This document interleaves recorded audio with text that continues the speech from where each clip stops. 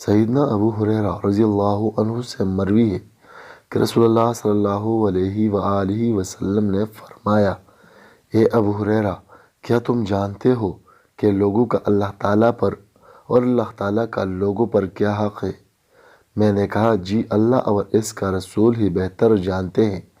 آپ صلی اللہ علیہ وآلہ وسلم نے فرمایا، بندوں پر اللہ تعالیٰ کا حق یہ ہے کہ وہ اس کی عبادت کرے اور اس کے ساتھ کسی کو شریک نہ ٹھہرائے، اور جب وہ ایسا کریں گے تو اللہ تعالیٰ پر ان کا حق یہ ہوگا کہ وہ ان کو عذاب نہ دے۔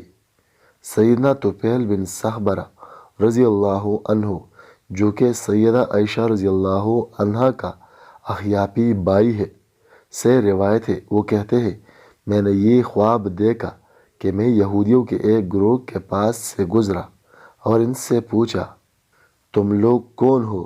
انہوں نے کہا، ہم یہودی ہیں۔ میں نے کہا، اگر تم عزیر کو اللہ تعالیٰ کا بیٹا نہ کہتے تو تم بہترین قوم تھے۔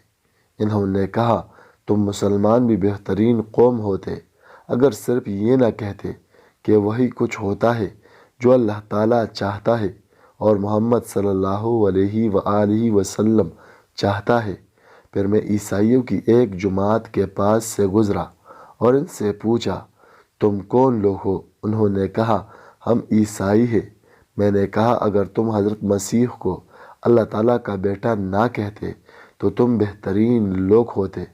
لیکن انہوں نے آگے سے کہا، اگر تم بھی یہ نہ کہتے کہ وہی کچھ ہوتا ہے جو اللہ تعالیٰ اور محمد صلی اللہ علیہ وآلہ وسلم چاہتا ہے تو تم بھی بہترین قوم ہوتے۔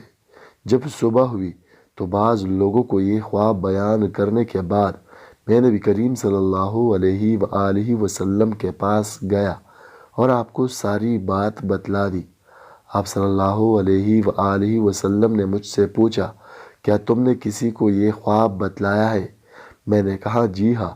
پھر جب لوگوں نے نماز ادا کر لی تو آپ صلی اللہ علیہ وآلہ وسلم نے ان سے خطاب کیا اور اللہ تعالیٰ کی حمد و ثنا بیان کرنے کے بعد فرمایا، طفیل نے ایک خواب دیکھا ہے اور تم میں سے بعض لوگوں کو بتلا بھی دیا ہے۔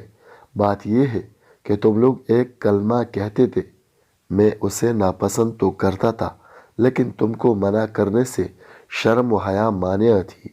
اب بات کھل گئی ہے، لہٰذا تم یہ نہ کہا کرو کہ وہی کچھ ہوتا ہے جو اللہ چاہتا ہے اور محمد صلی اللہ علیہ وآلہ وسلم چاہتا ہے۔